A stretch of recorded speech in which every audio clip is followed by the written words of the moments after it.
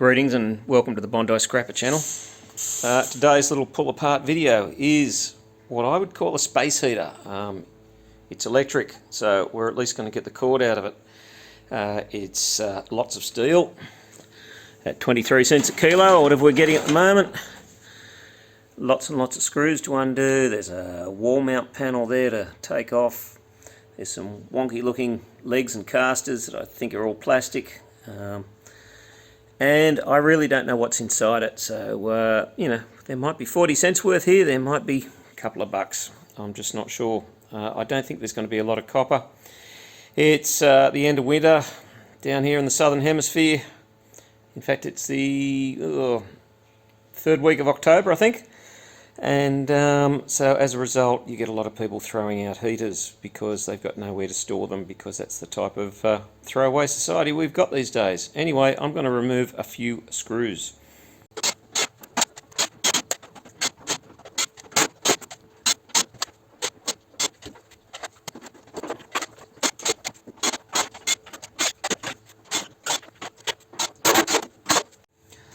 So far not too hard. There's the electrical gubbins in there, so we're going to get a few little wires and a bit of transformer, and I would say that thing there's some type of switch that if the thing falls over it'll turn itself off. So yeah, not fantastic but not terrible. So far so good. I'm going to snip some wires.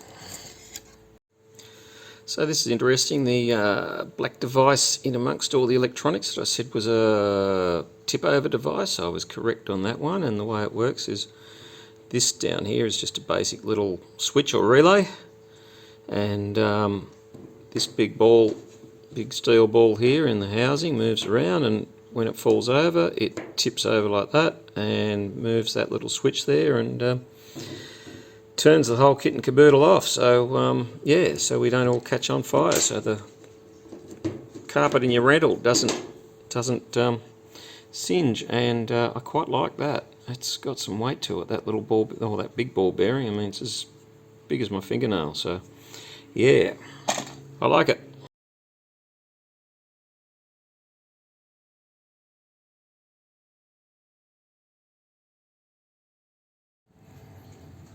Yep, so the way it works is the cold air comes through the bottom of the heater here, past this element, which is all heated up because it's got electricity going through it, and it's a resistance, and so therefore resistance creates heat.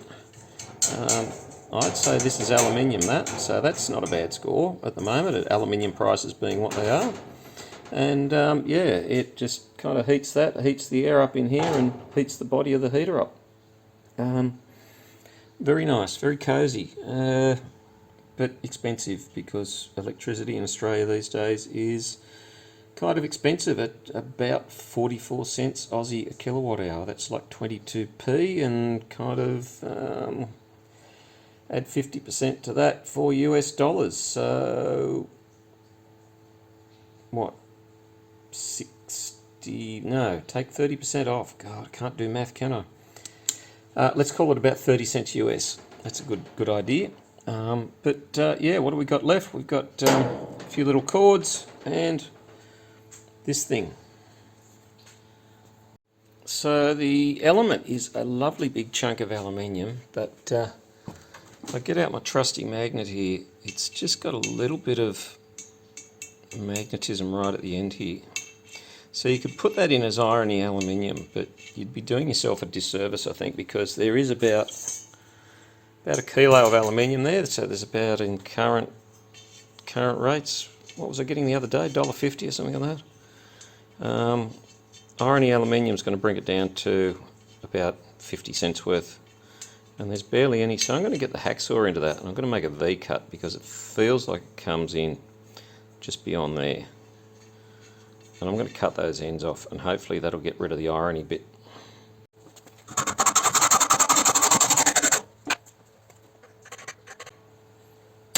Still there. I tried to cut a corner then, but to no avail.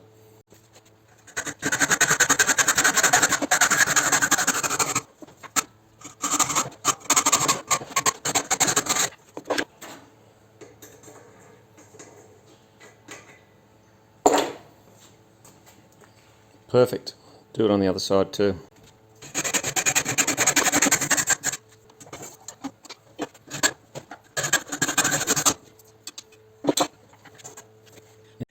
Well, it's a disappointment and I guess a learning experience, because that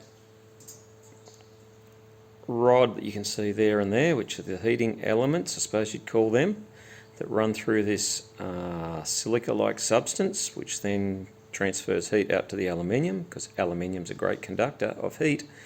Yeah, they seem to run all the way through it. Now, you put your magnet up here and there's no magnetism, but you put your magnet right there and there is, and I'm pretty sure that a lot of scrap metal yards would know that there's a ferrous substance running through these things. So you know, it's up to you. I won't, but yeah, this one will go into irony aluminium, and I think if I see one of these on the side of the road again, even though they're really easy to pull apart, I get a feeling I would just pick it up and put it in a shred if I've got the room to do so.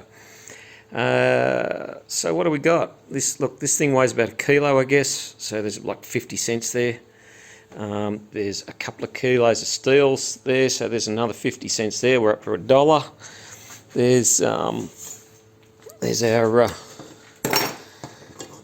cord, which of course we'd snip off under all circumstances, and you know, that's another 20 odd cents. It's what, $4 a kilo at the moment, and there's about, I guess, about 100, maybe 200 grams at most there, so